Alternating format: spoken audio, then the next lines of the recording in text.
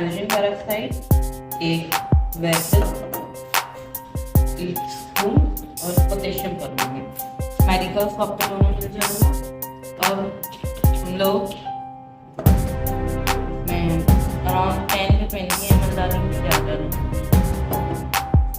Oxygen का formation कर रहे हैं।